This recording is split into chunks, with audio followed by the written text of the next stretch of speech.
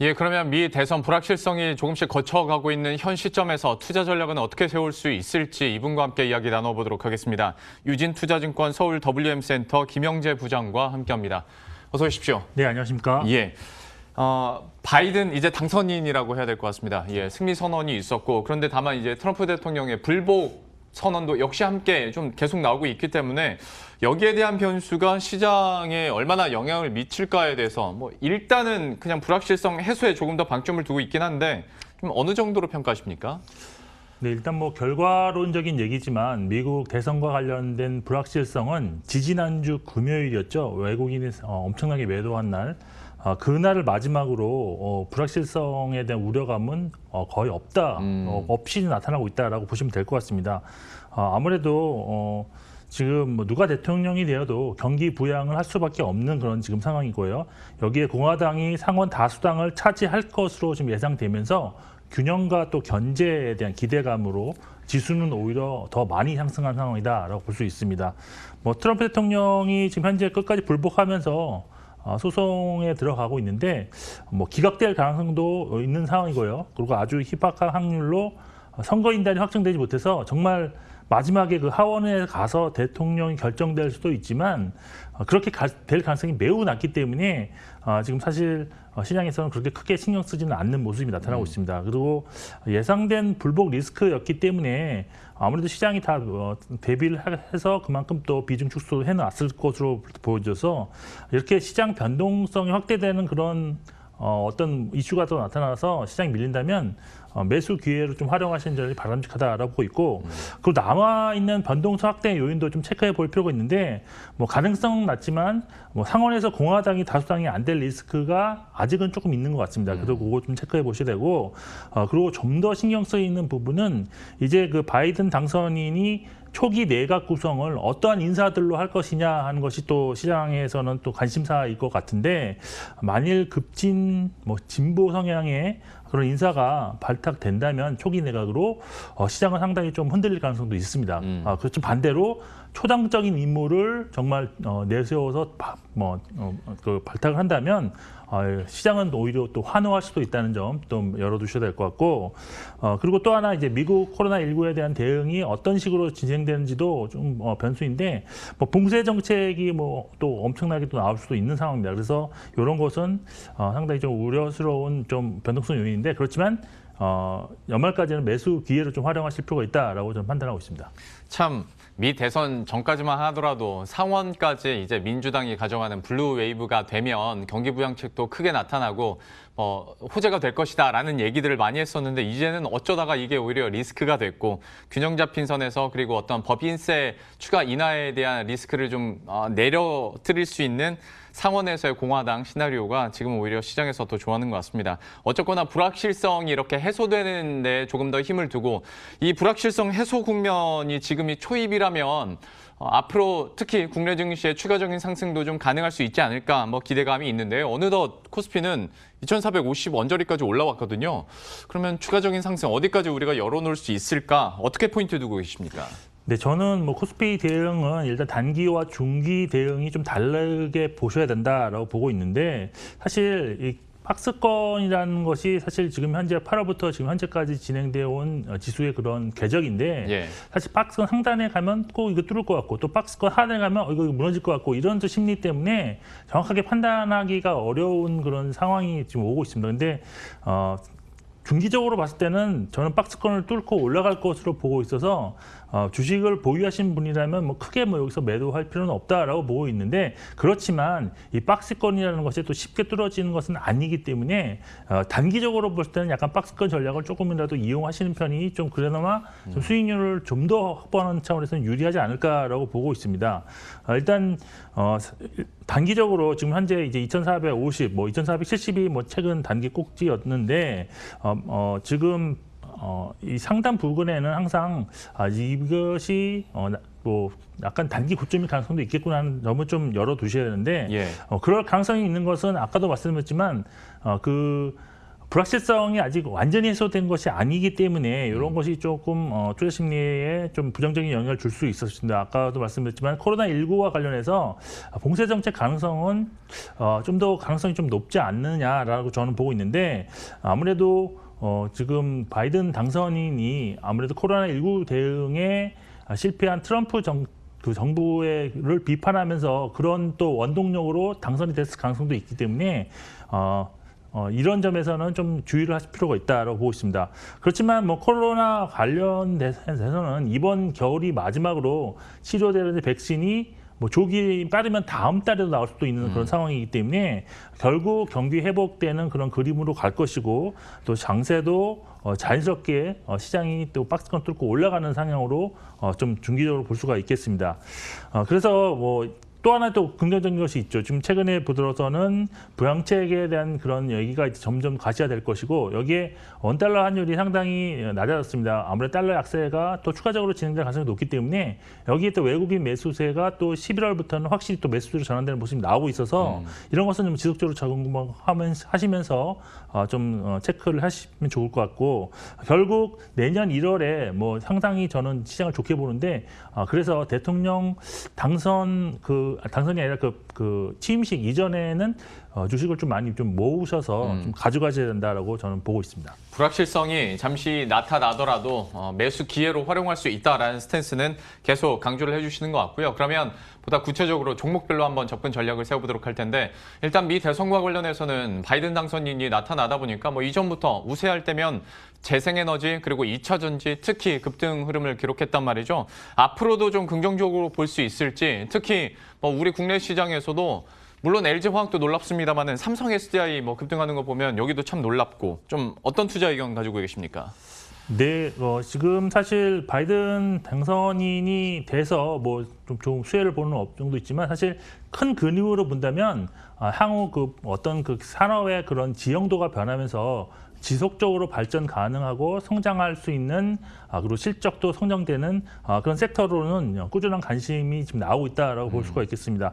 일단 바이든 관련해서 사실 지금 확실하게 공약으로 내세운 것이 4년간 2조 달러를 친환경 인프라 및 에너지 경제를 구축해서 100만 개의 신규 일자리를 창출하겠다라는 것이고요. 또한 최근에 또 나타났지만 간병 및 교육 인력에 10년간 7,500억 달러를 투자를 하겠다라는 것이 뭐 핵심 공약이고 여기에 뭐 기후 협약에도 다시 재가입한다 뭐 이런 건데 그래서 바이든 관련 예상 수혜 업종은 크게 친환경, 친재생 그리고 이제 산업재 아무래도 지금 인프라 투자를 많이 할 수 있을 것으로 보여서 산업재고 여기에 뭐 금리가 실질 금리가 상승할 것으로 보이기 때문에 금융 그리고 이제 오바마 헬스케어가 지금 시행되고 있지만 여기서 좀 더 추가적으로 어떤 혜택이 나올 수 있기 때문에 헬스케어도 상당히 좀 긍정적인 섹터가 아니겠느냐라고 보고 있습니다.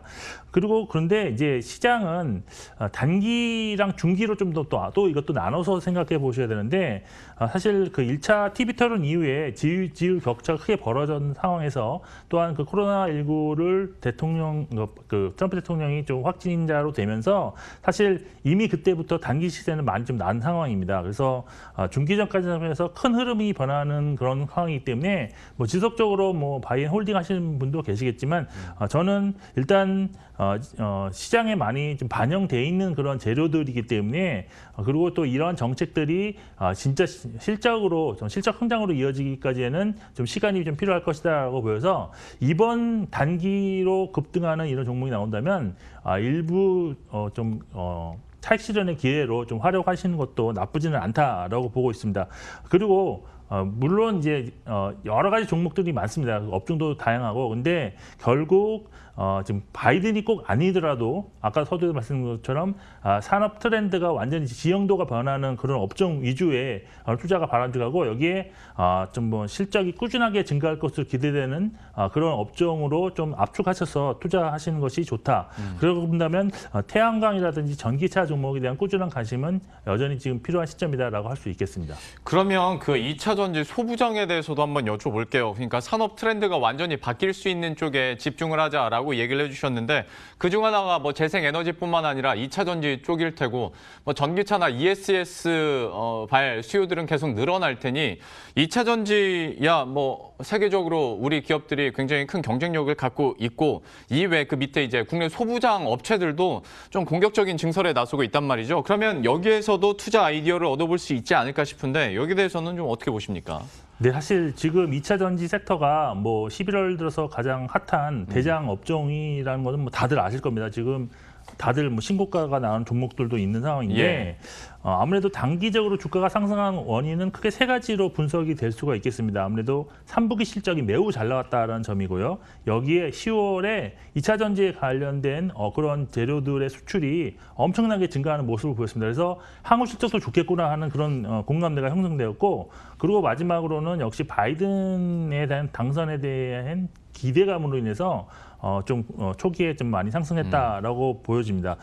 보니까 지금 10월 달에 양극재 수출 금액이 전년 대비 한 60% 증가했는데 이게 10개월 내 가장 큰 액수로 좀 증가를 한 것이고요. 예. 또한 동박 같은 경우도 61% 수출이 증가를 했는데 이게 전년 동기 대비입니다. 그래서 30개월 내 가장 큰 증가율을 나타냈다라는 점이 호재가 될 수가 있겠습니다. 그래서 2차 전지와 관련된 그런 호재들이 상대적으로 상당히 많아서 지금은 대장 업종인데 근데 이제 말씀하신 것처럼 증설을 발표한 업체들이 상당히 많습니다.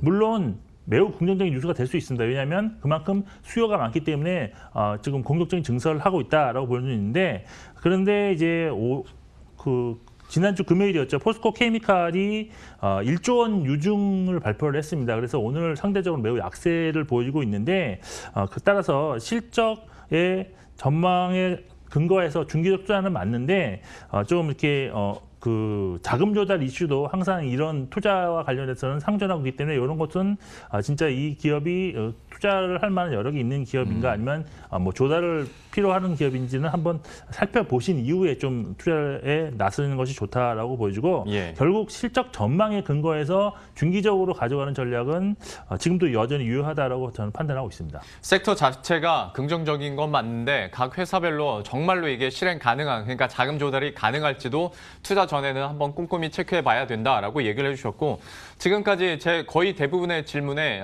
조건으로 달려 있는 것이 중장기적으로 봤을 때 실적이 잘 나올 것으로 예상되는 그런 기업들에 좀 투자를 하자라고 얘기를 해주셨는데 실제로 뭐 지금도 미 대선이나 아니면 양도세와 관련된 변수들 이런 게 좀 거치다 보니까 결과적으로 이제 다시 시장은 본질을 보게 되고 하다 보면 펀더멘털과 결국 실적이라는 건데 지금까지 우리가 미 대선 뉴스 쫓아가느라고 좀 캐치하지 못했었던 실적 개선주들, 실적 서프라이즈에 관련된 종목들 좀 어디가 있다고 보시고 특히 어느 섹터군이나 종목군들을 눈여겨보십니까?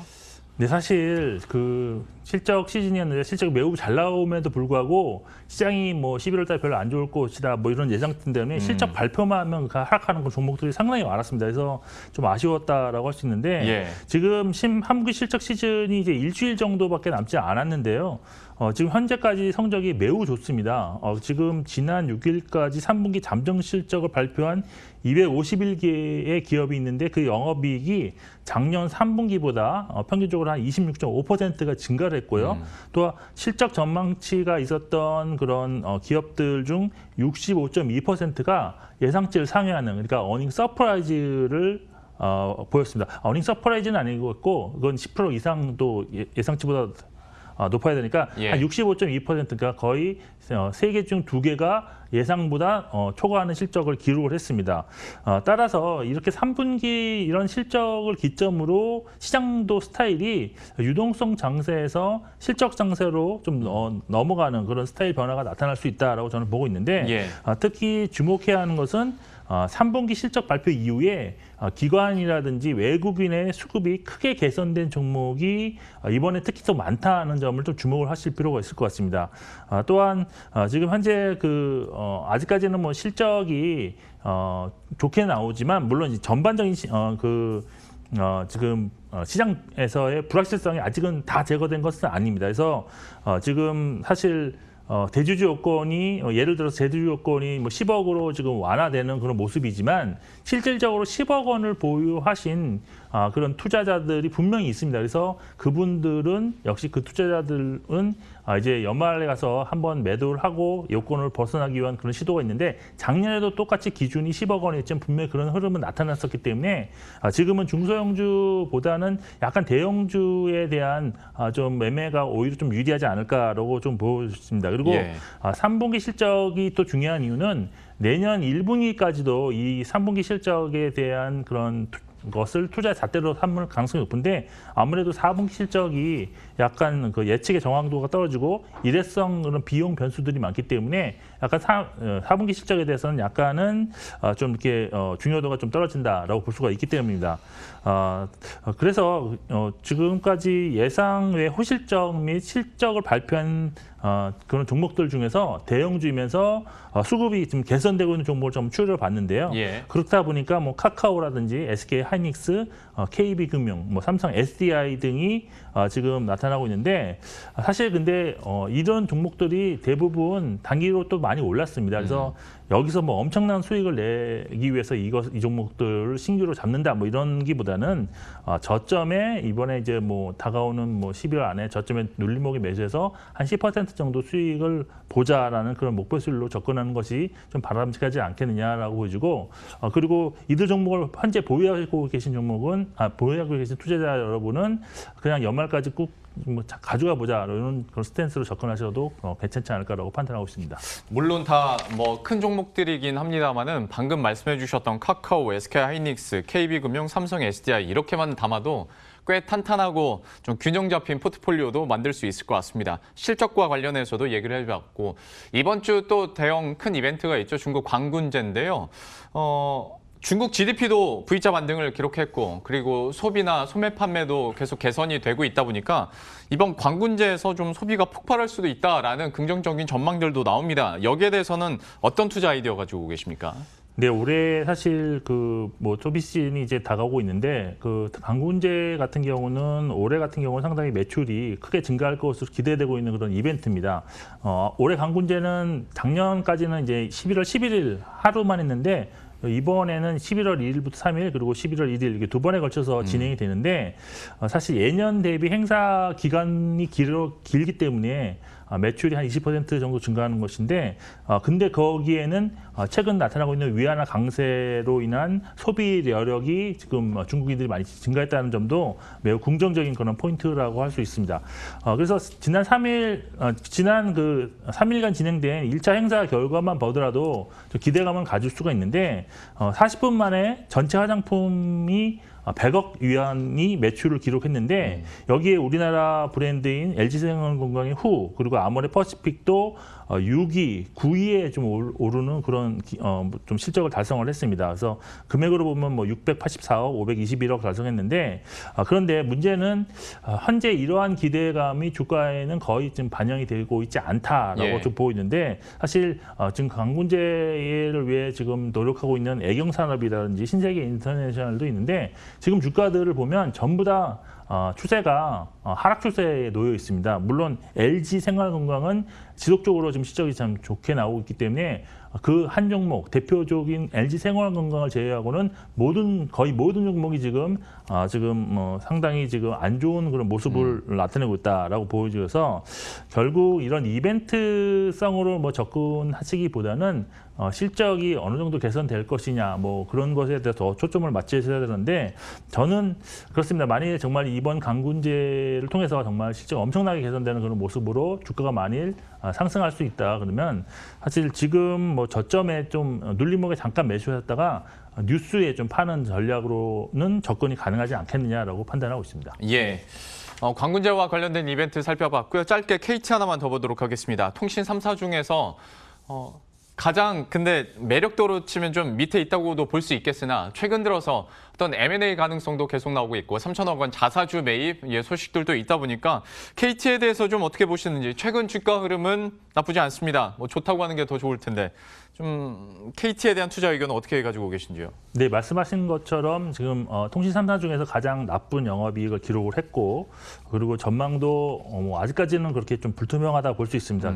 기술적으로도 중기 추세가 아직은 우상향 전입니다. 그래서 좀 더 주가가 상승해야지 확인하고 매수할 수 있는 그런 단계에 있는데, 그렇지만 밸류에이션상 보면 추가적인 하락이 나타날 것 같지 않은 그런 수준입니다. 지금 PBR이 0.4배, PER로도 지금 8.8배인데 상당히 지금 다른 경쟁사 대비 매우 낮습니다. 그래서 저는 하락 가능성은 크지 않다라고 일단 보고 있고, 그리고 작년에도 그렇고 재작년에도 1,100원에 주당 배당을 했는데 이게 지금 주가 수준을 보면 4.8%의 수익률입니다. 그래서 이 정도라면 중장기 투자 관점에서 배당만 투자해도 충분히 한 몇 년 지나면 수익을 확보할 수 있고, 그리고 사실 지금 안 좋지만 좀 더 이제 중기적으로 보면 주가 상승 가능성도 있기 때문에 뭐 밸류에이션은 상당히 낮습니다. 그래서 자본 이득은 덤으로 갖고 올 수 있다. 그래서 저는 저점에서 매수를 시작할 타이밍은 되었다라고 보고 있습니다. 저점에서 매수할 타이밍은 됐다. 중장규정 관점에서 배당 투자를 마음을 먹는다면 KT도 충분히 매력적이다라고 투자 의견까지 이렇게 들어봤습니다. 유진투자증권 서울 WM센터 김영재 부장과 함께했습니다. 오늘 말씀 고맙습니다. 예, 그럼 저희도 여기서 인사드리도록 하겠습니다. 식사 맛있게 하시고요. 저희들은 내일 이 시간에 또 새로운 이슈들과 전략 들고 다시 찾아뵙도록 하겠습니다. 시청해주신 여러분 고맙습니다.